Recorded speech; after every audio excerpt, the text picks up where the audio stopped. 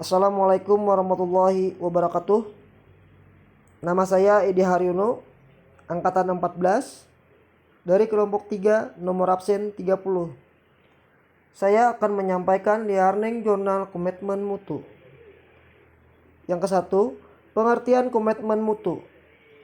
Komitmen mutu dapat diartikan sebagai janji terhadap diri sendiri yang tercermin dalam tindakan dan perbuatan untuk menjaga standar yang telah ditetapkan. Sebagai ASN, tugas apapun yang diemban merupakan tanggung jawab kita dilaksanakannya secara optimal dengan prinsip efektivitas, efisiensi, inovasi, dan mutu. Sehingga masyarakat sebagai stakeholder merasa puas dengan pelayanan yang diberikan. Yang kedua, 4 indikator nilai-nilai dasar komitmen mutu. Terdapat 4 indikator dari nilai-nilai dasar komitmen mutu, antara lain, yang pertama, efektivitas. Sejauh mana organisasi dapat mencapai tujuan yang ditetapkan atau berhasil mencapai apapun yang coba dikerjakan. Efektivitas organisasi berarti memberikan barang atau jasa yang dihargai oleh pelanggan. Yang kedua, efisiensi. Jumlah sumber daya yang digunakan untuk mencapai tujuan organisasional.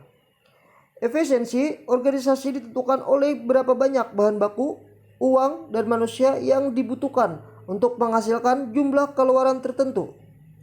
Efisiensi dapat dihitung sebagai jumlah sumber daya yang digunakan untuk menghasilkan barang atau jasa. Yang ketiga, inovasi. Cara utama di mana suatu organisasi beradaptasi terhadap perubahan-perubahan di pasar, teknologi, dan persaingan. Yang keempat, mutu. Apapun yang menjadi kebutuhan dan keinginan konsumen. Nihil cacat, kesempurnaan, dan kesesuaian terhadap persyaratan. Kesesuaian terhadap spesifikasi. 3. Nilai dasar orientasi mutu adalah sikap perilaku bersungguh-sungguh dalam melaksanakan tugas dengan tujuan memuaskan pelanggan seperti komitmen pada kepuasan customer, cepat, tepat, dan ramah, melayani dengan hati, melindungi dan mengayomi, serta perbaikan berkelanjutan.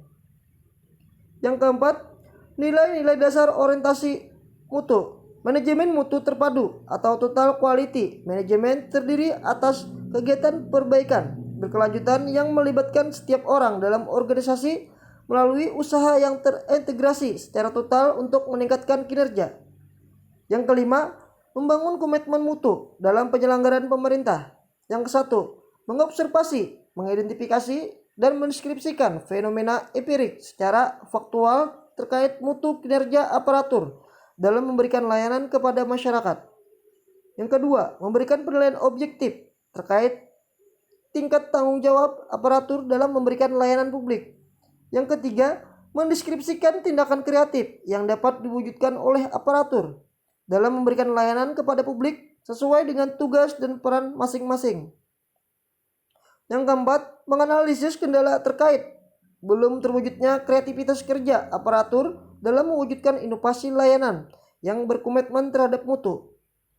Yang kelima, menganalisis faktor-faktor pendorong untuk meningkatkan kinerja aparatur yang kreatif, inovatif, dan komitmen terhadap mutu. Dan yang keenam, aktualisasi nilai-nilai dasar komitmen mutu. Untuk menciptakan mutu pelayanan prima diperlukan perubahan orientasi, sikap, dan cara kerja sebagai berikut. 1.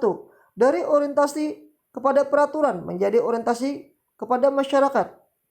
Yang kedua, dari cara kerja ABS, rutinitas, dan asal-asalan menjadi orientasi kepada mutu, bekerja secara baik dan benar. Yang ketiga, dari sikap pasif menjadi proaktif dan inovatif. Yang keempat, dari cara kerja individualis dan egosentris, bekerja sendiri-sendiri dan berorientasi melayani pimpinan, menjadi cara kerja tim atau kolektif sebagai satu kesatuan proses untuk melayani masyarakat. B. Penerapan. Sebagai guru, penerapan komitmen mutu dapat diterapkan ketika melaksanakan proses pembelajaran. Komitmen mutu pada proses pendidikan dapat dilaksanakan, misalnya pada pembelajaran di kelas. Sebelum mulai pembelajaran, guru wajib membuat dokumen-dokumen pendukung seperti silabus pembelajaran dan rencana pelaksanaan pembelajaran. Kedua dokumen tersebut digunakan guru sebagai acuan kegiatan apa yang akan dilaksanakan di kelas selama proses pembelajaran. Rencana pelaksanaan pembelajaran berisi langkah-langkah detail kegiatan pembelajaran yang dirinci untuk setiap pertemuan. Selain itu, berisi model evaluasi dan referensi yang digunakan. Dokumen tersebut digunakan untuk menjamin mutu proses pembelajaran dalam kelas. Inovasi yang dapat dilakukan dalam proses pembelajaran adalah dengan memanfaatkan perkembangan teknologi informasi pada pembuatan bahan ajar, pemanfaatan e-learning, dan pemanfaatan multimedia pada slide materi yang digunakan. Sekian dari saya. Terima kasih. Wassalamualaikum warahmatullahi wabarakatuh.